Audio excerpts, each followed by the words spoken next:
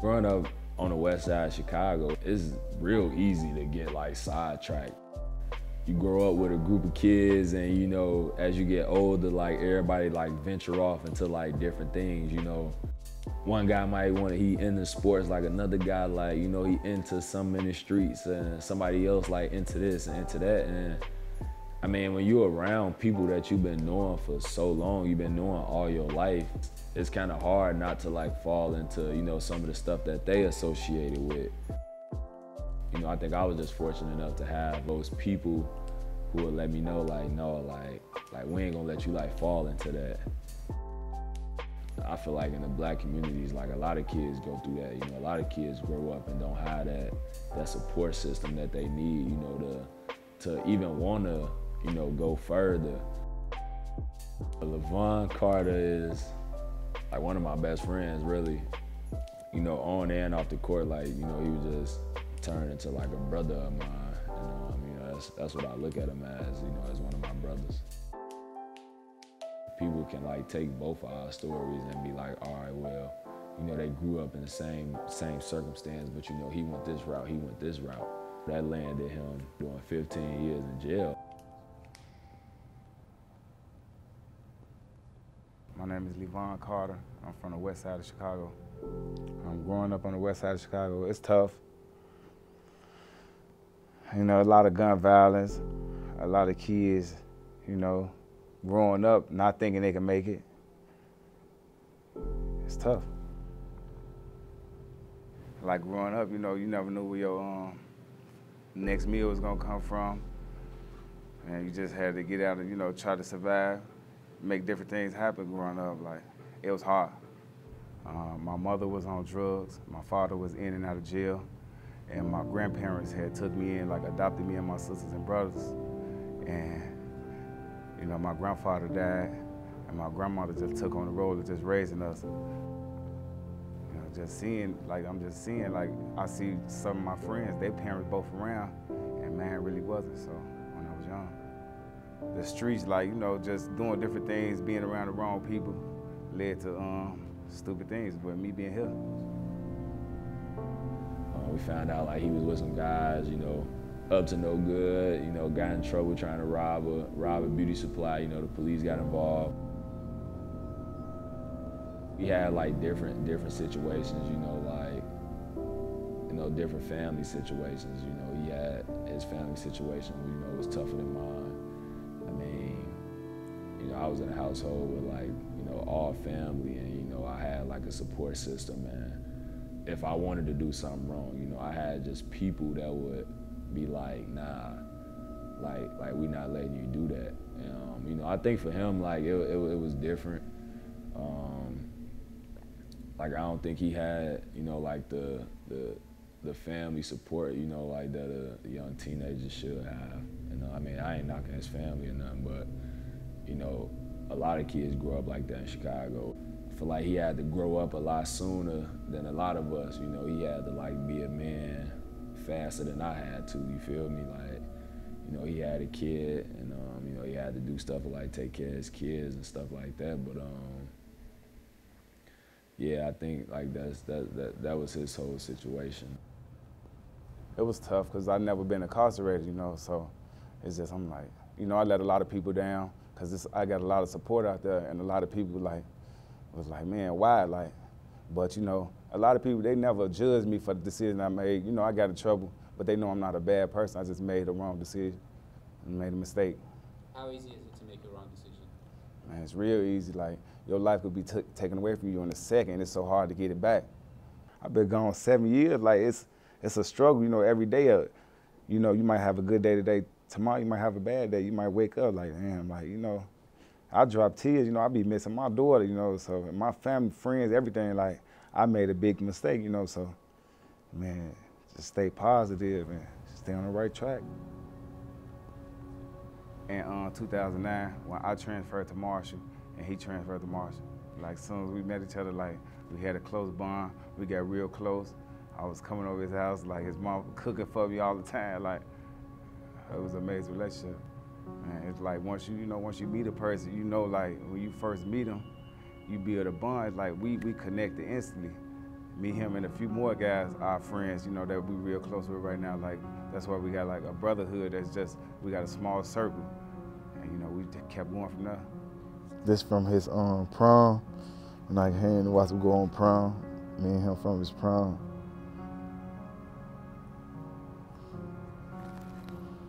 This picture from us downstate in the hotel room, me, him, and our head coach, Henry Cotton.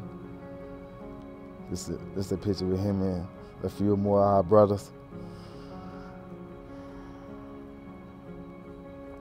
And this is a picture, I look at this almost every day. This me at the free throw line, this Al, and this Kiefer, two of my best friends, man. He throws down the stretch when they beat Simeon in the quarters. Garrett, inside, McKinnie got fouled, got the bucket. Boy, what a great play by McKinnie, getting position. Double team comes up. Leevon Carter goes baseline, and Jenkins rattles it in. Yeah, we played high school together. And then after that, like, even when we stopped playing, we'd go to like little gyms around the neighborhood, just play with each other, always played on the same team, and just had good games, man. Just go at each other, even if we ain't on the same team, just go at each other all the time. He was always special. He was athletic, he always could shoot. Him and our other teammate, Vince, they used to always go at him in practice, but he was always special. Everybody wanted like to go to college, keep playing ball, but we really was trying to get through the next day. Because, you know, as we was growing up, where we was from, there was some kids wasn't making it, you know, wasn't seeing the next day. You know, like once we were done with high school, you know, once we like all graduated high school and stuff like that, you know, everybody like kind of went their separate routes, but you know, he was one of the guys, you know, he like made a way to like, you know, keep in contact with me, you know, just to see like how I was doing, like how I was adjusting to like this whole basketball thing. And like I said, like he just turned into like a brother of mine. Everybody had a dream of like going to the NBA, but you never know how, shit, if you're gonna make it, you know, it wasn't too many people making it where we was from. You know, just to see bro make it now like that, it's just, man, it'd be just sending chills through my body just to see him on TV, man. You know, he's actually gonna become one of my biggest supporters. Like I said, he's always supported me, you know, after we left high school. You know, to this day, like, you know, he like knows like when our game's gonna be on TV, and you know, he knows everything. Like he tell everybody in the jail, you know, that, you know, his brother's in the NBA, and you know, like everybody like looking up to him and stuff like that. He give me advice, I give him advice, you know, because some days I had down days. When I wake up in the morning, I get right on the phone, call him. Man, he uplift me every time, you know, just making jokes and stuff, man, you gonna be all right, we got you, you know. Just being able to talk to him about anything, like it don't matter what I'm going through, I can talk to him. When he first went in, like spirits was, you know, was low because, you know, that was something new to him, you know, him being locked away, you know, it was his first offense. So, you know, he was just trying to adjust to that. And, you know, I think as time went on, you know, his spirits like kind of got like higher and higher. It's tough, like it's tough. I mean, you go to jail and, you know, you got all these people, you know, who was cool when you was out, and, you know, you get in there and now, you know, like everybody pretty much disappear. And when you don't succeed how people want you to succeed, like they fade away. And you know, him being locked up, I think people just looked at it like, oh well, he in jail for X amount of years, you know. Like we'll talk to him when we can. And you know, for a person locked up, you know, that's heartbreaking, you know, because that's all he got. Like all he got is, you know, the phone and, you know, letters and things like that. You know, you get 7 visits a month, so he be coming. Like, he always come. It don't matter what jail I ever been in, he come. Yeah, that's my real, like, blood would make us no closer. That's my real brother. Like, man, I just be so happy to like just see him, man, just keep growing and keep getting better.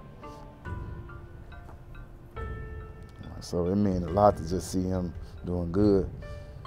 It's a picture of downstate when we got our trophy and stuff. He go in the back, yeah, I go in the middle. How would you describe Alfonzo as a person? Man, man, goofy, he real funny, man. He like to make a lot of jokes. He play too much. Like, it don't matter what we going through, man. He gonna bright the room up, man. He gonna start making jokes, you know, just letting me know, like, man, bro, it's better days ahead. Like, you on your way home, like, we in a better position than you was than we was when you was out. So, man, he just keep me up. How important is that he always says we? That's real important. Like, he always come through. He don't never like he put us like before itself. Like, he just think about us, like the family, like, man, we good. Like, I'm grinding for us. Like, that's real important, man. Man, that guy, he loyal, man. He been through a lot throughout his life, even with the knee surgeries and stuff. Like, but just him just keep a positive attitude, like, and keep grinding, keep getting better and better. It means a lot, man. Just to me, like, just being here, like, man, I'll do anything for him. Like, blood would make us know closer. We like real brothers. I'm calling, like, to lift his spirits too, you know. I know, like, even though I'm in here and it's tough, like, it's tough out there too. So I know, like, they be having, even though they in the NBA and stuff, like, they have bad days too. So, you know, just keep him positive, to keep his mind, like, focused on the bigger picture, man.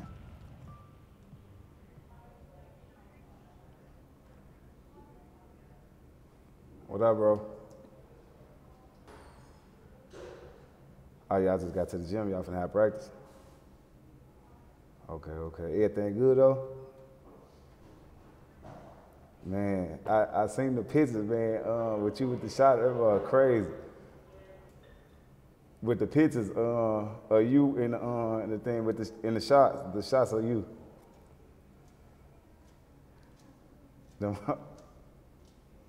Nah, he wasn't able to show the preview, but he showed me like pictures of it, like with you in a. Yeah, you was outside, like sitting on the bench and all that stuff. Yeah, they crazy.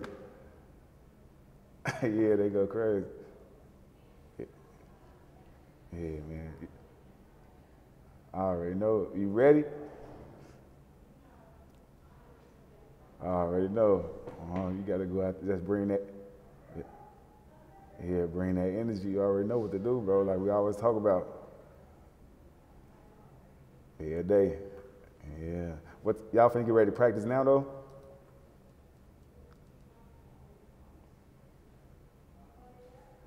Oh, y'all gotta do media? Okay. Yeah, I wanted to make sure, you know, call, check up on you, man. Make sure everything going good.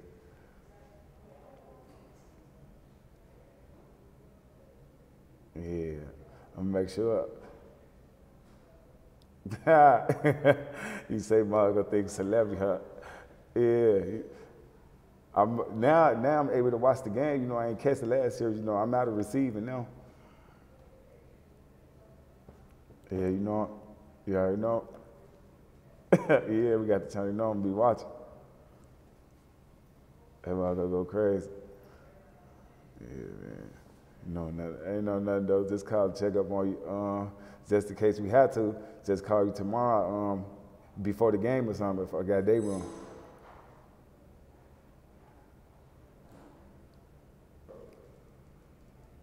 All right, go ahead, bro. You already know. Stay focused. I love you, bro. You know it. Look.